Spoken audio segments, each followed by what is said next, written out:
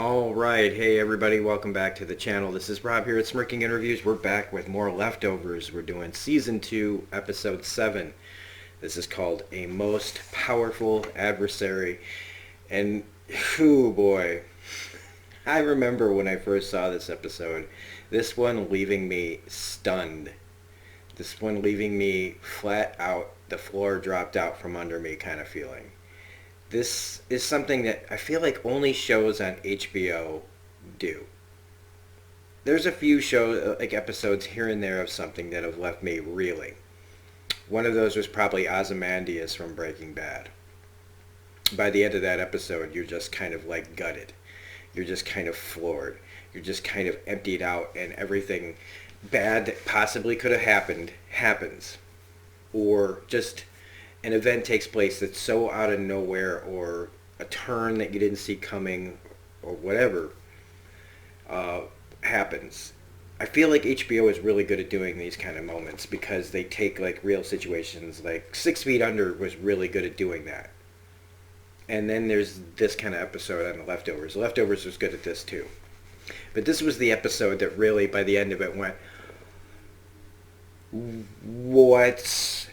what just happened? What's going to happen? What does this mean?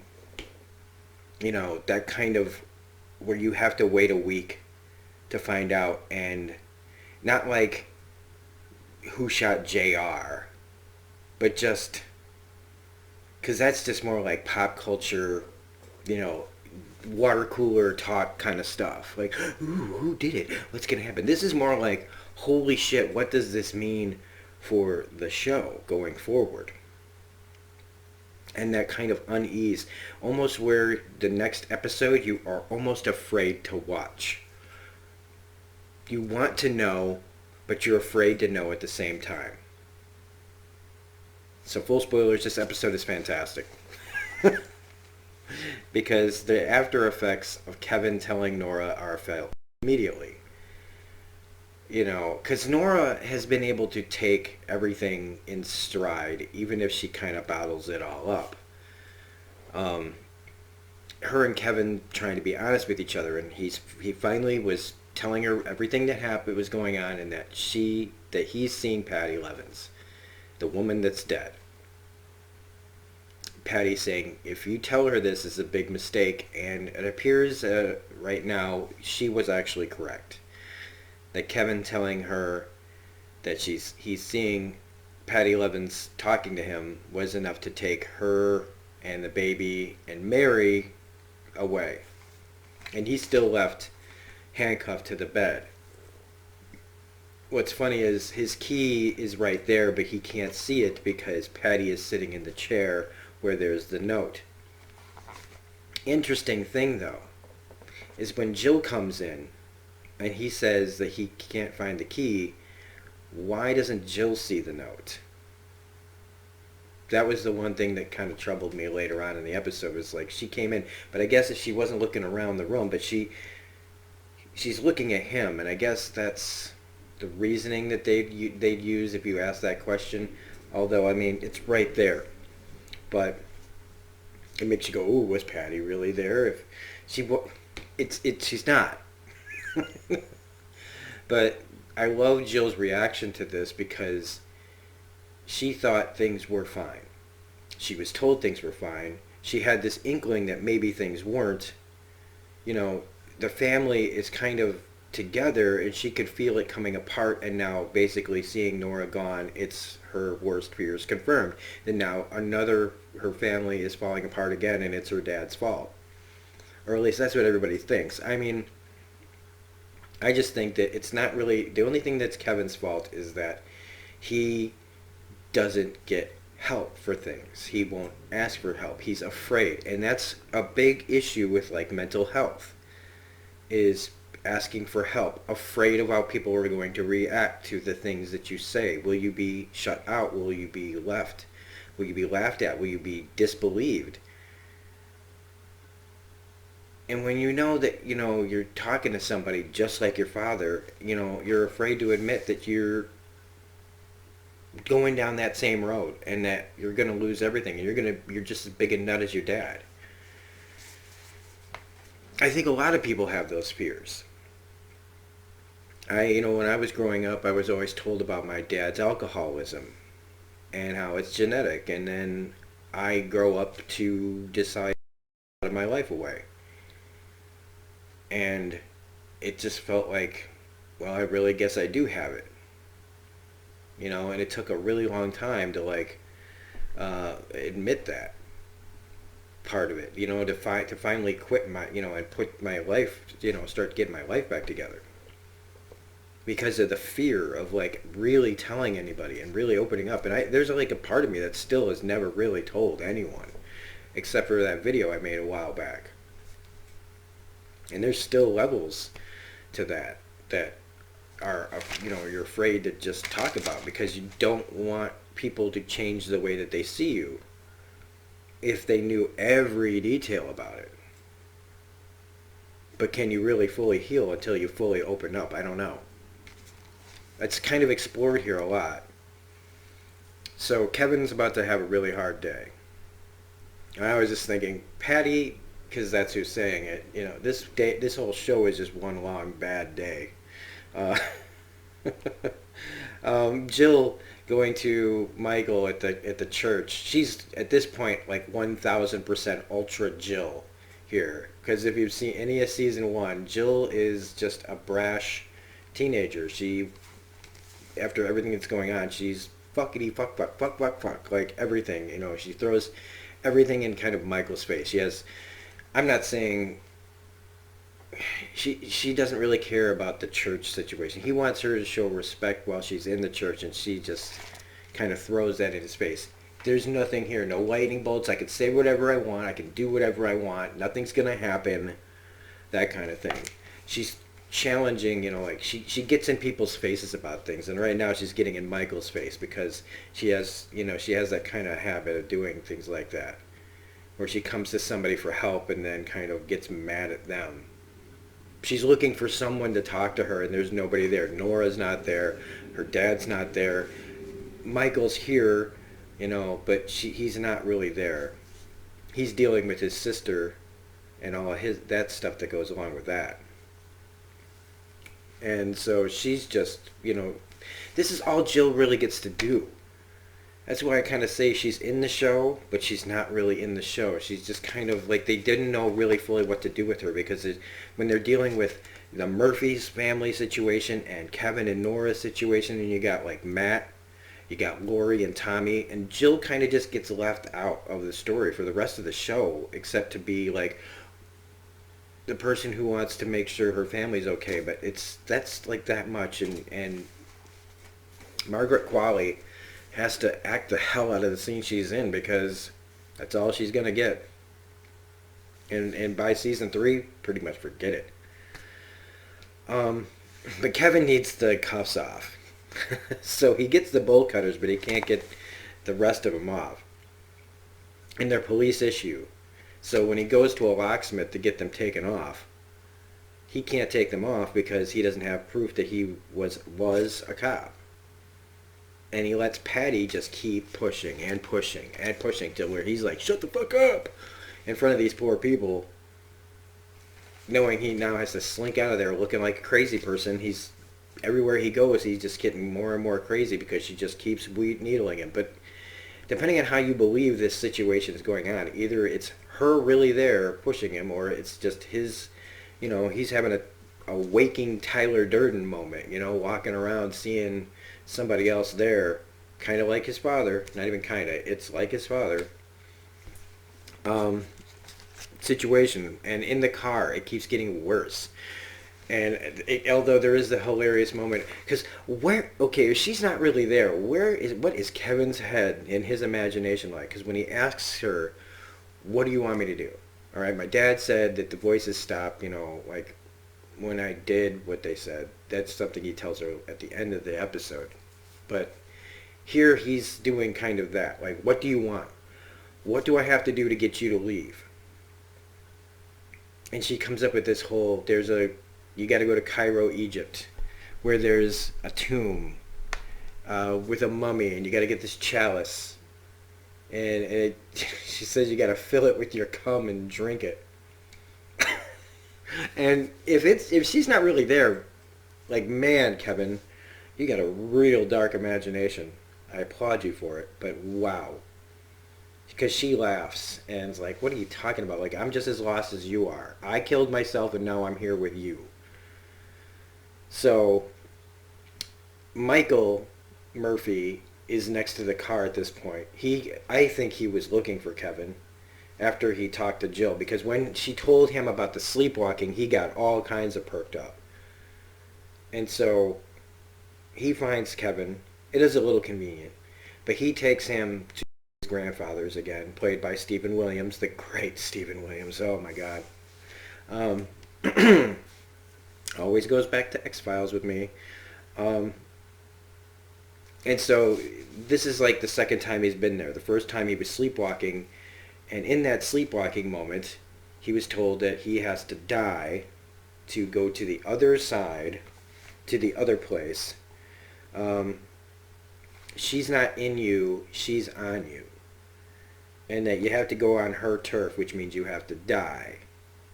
So this explains the whole cinder block incident at the beginning of the season, where he heard this news, sleepwalking, says you have to die, takes a cinder block, walks over to the lake, throws it in there, and it proceeds to try to kill himself to fight Patty in the other afterlife. Wherever you go, whatever that situation's like. But the earthquake happened at the same time and drained all the water out, saving his life. And he's saying that either someone's looking out for you or you have a most powerful adversary trying to stop you.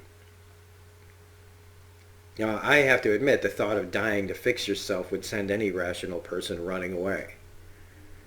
I mean, what kind of fuck it or faith or insanity would you have to just go, oh, okay, that makes sense? It's kind of like how the show The Outsider does things, where it's like you're presented with a supernatural solution and you go, yeah, no, that's not what's happening here. You need proof in the real world. And so somebody saying, just die and you'll come back, you'll die temporarily, fight your adversary and just come back. It's as insane as anything else. And maybe not insane, because people that have, if you have faith and you have beliefs, this is a touchy subject, but on paper, killing yourself to fix yourself does not hold water. And so he leaves.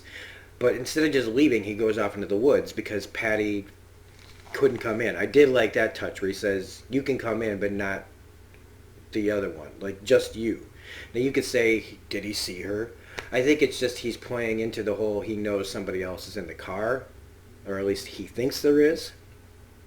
And so, infer it if you want, but I think he just means, like, the royal, like he's playing, he understands what Kevin's going through.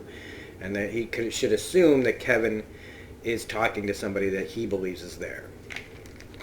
So he confronts Patty in the woods, who's like, you find an answer and then you fucking run from it. Like, if you think I don't want to do this, I want to do this. I want to fight you in the other place. Let's go fucking die. But this is the exact time that Lori suddenly shows up at the front gate looking for Tommy. Convenient as fuck, plot-wise, because Lori, was part of the GR, was like Patty Levins's right hand.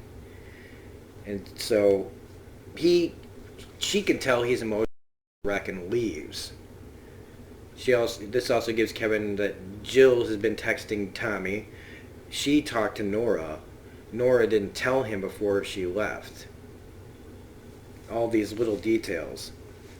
So after this, Kevin, still trying to get these cuffs off, goes to John Murphy at the firehouse to get the keys, the cuffs cut off. Walking right into the lion's den, because John's doing a thing where they take your handprint, your palm print, and against the palm print of the one that was left in the car the night the girls disappeared. So he gives them the palm print, and now that's basically it. That's it. They've got him, or eventually they got him. They're just going to have to test it against the print, and then it's boom, it's done. They're going to know he was there. and he doesn't get the cuffs cut off of him. And John Murphy, he's that kind of character where he can just tell something's up when he's walking away. Just they hold on him just a little too long for you to not think John's thinking something. He knows something's up with this guy. He's really good at hiding it from Kevin. So even if Kevin got out of this, there's that coming after him. Having to explain that, even though he had nothing to do with any of it. And does John Murphy seem like the most stable person to anybody? He's not. He's pretty gone. Now, to be fair, to explain some of John's behavior and stuff like that, why he went to prison, why he shot his father, it's pretty much inferred that he was molested by his father. And that's why he shot him. And that's why he lives out in the middle of nowhere, because he's not accepted. His grandson has forgiven him, but nobody else has, and that makes sense. But he also, he just happens to be the guy that died and came back. It says he fixed himself, and he's fixed other people as well. But still, it's the magic black man on the edge of town, that Patty says is borderline racist, So he goes there, and she's basically like, well, you're done. You just got caught, man. You went in there to get saved, and you got caught. She also says that when she finally felt free when she killed herself, which is just the mixed messages that he's getting, Don't do it. Do it. This is how you save yourself. Pushing and pulling on his psyche. How do you not, I'm having a hard time, just, you know what I mean? It makes your own head want to explode thinking of the situation that he's in. Well, he finally goes to Lori after he talks to Jill, her telling him, you got to fix this. Do you really want a family? Do you really believe in what you said about you wanting to be with Nora and me and the baby? He says, that's all I want. But it feels like it isn't what he wants. It feels like Kevin is still just I don't know. I honestly don't know, and I don't know if they ever really fully answer that until maybe the end of the series. But he talks to Lori, and she just gives him the clinical thing, that he knew things about Patty from her. She wasn't supposed to tell him, Dr. Payson privilege, but she knows all this stuff about Patty's history that's already in your head. It's in there. We know so much that we don't always have access to, and sometimes it just comes out when we need it, I think, to psychologically explain to him why he knows so much about Patty, that she's not there, there's only you, and it talks about her. She talks about herself and her, why she ran to a cult, and why Tommy went to Holy Wayne, and why people run to magic and all this other stuff, rather than dealing with their mental issues, their personal issues mentally. So many people do it. You're no different, Kevin, is what she's saying, and it's true. The thing is then they throw that extra, but is it always true? In Kevin's case, is there something else going on? Is there some metaphysical, pseudo-religious, I don't even know if pseudo is the right word to say that with, but because I'm having to ride that fine fucking line about not getting too religious-y or non-religious-y, because everybody, if you know me on the channel, you know that I don't really have a belief system. My belief is that I don't know shit. Somebody's going to probably throw that in my face. That's right. The smartest thing you ever said in one of your videos is that you don't know shit. So Kevin tells Nora that he's found a way to fix it. After talking to Laura, and she's like, I want to fix this. I want our family back. And she says she wants that too. And that's basically all he needed to hear, was he just needed to talk to Nora. What do I have to do to fix it? Fix it any way you have to. And the only way he can, at this point in his mind, is to go back to John Murphy's father. Where he gets talked about. This is the poison. Here's the epinephrine shot. I'm going to give it to you. Less than 5 minutes. I'm going to bring you back. But Patty shows up right at the last second, talking about how this guy's a pedophile and all this, and he's just like, "Do you really want me to do this or not?" Because when I and he tells her about what his father said to him when he says I was cured, is that I finally started doing what the voices told me to do. And as he goes to drink it, she yells, "Stop!" And literally, he's just goodbye, Patty, and just drinks it. And I love that there's no music or anything here. It is just that stark, cold silence. She disappears, I believe. And he turns to Stephen Williams and says, "How long does it take for this to..." And falls to the floor, seizing. He says it won't take long now, and Kevin dies on a kitchen floor from homemade poison. And it just, he dies. And you're like, okay, that's fine. In the most not fine way, if you know what I'm saying. It's like, if we believe what's going to happen happens, everything will be fine. But it's almost the end of the episode, and Kevin, hasn't, we don't know what's going to happen when he dies. We haven't seen no fight with an adversary.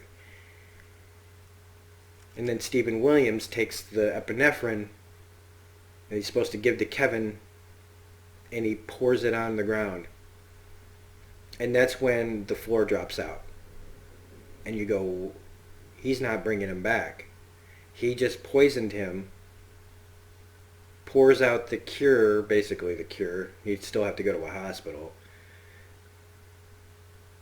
And then proceeds to take a gun, put it in his mouth, and very realistically looking, blows his fucking brains out all over the wall. It is horrifying.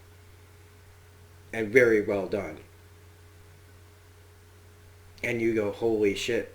He killed himself. How is he going to bring him back? He's literally just dead there. And then Michael comes into the room and drags Kevin out. And that's the episode. And, I mean, Michael coming in is the... Whoops. Michael coming in is the only thing that makes me have any hope. If this is the first time watching this, it's the only hope that's at the end of this episode is what is Michael going to do with the body. His grandfather told Kevin that you need a guide. So hopefully that's what he's doing. And I'm saying that to the people who have never seen this before. I know what happens, but it doesn't change the fact that every time I see it, it's like, holy shit. I mean, I guess you could say that Stephen Williams' grandfather character blew his brains out because this was the last thing he was going to do before he died, was help one more person. It doesn't explain why he poured out the epinephrine, though, and just told Michael to deal with it in some way. Or he knows more than he's even letting on. That detail I don't remember. And that's episode 7, everybody. So... let's just get right to it. If you like this review, please hit the like button, comment, share, subscribe, all that rigmarole. You can find me on Twitter at reviews_gun. Otherwise, we'll be back next week with episode 8, which is one of my favorite episodes of all time, called International Assassin. Bye.